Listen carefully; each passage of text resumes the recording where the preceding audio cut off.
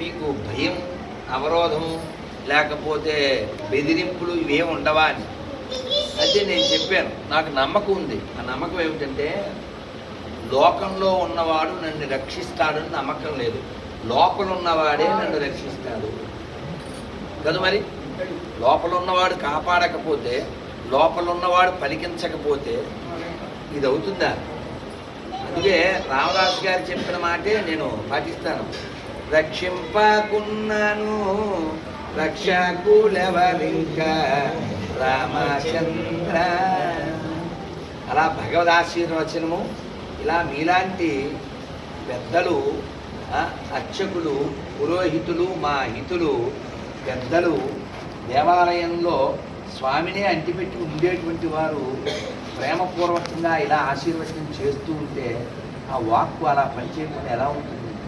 నాకు అనిపిస్తుంది. మొన్న ఏదో వీడియో చేసి మొన్న అర్ధరాత్రి పెట్టాను. ఇవాళ ఎవరో ఫోన్ చేసి గురూజీ బెత్తరపోయాను, ఏం చెప్పారు అన్నాడు. నేను అర్ధరాత్రి విడుదల చేశాను, ఏదో చూస్తానులే అనుకున్నా. 50,000 మంది 60,000 మంది చూశారు.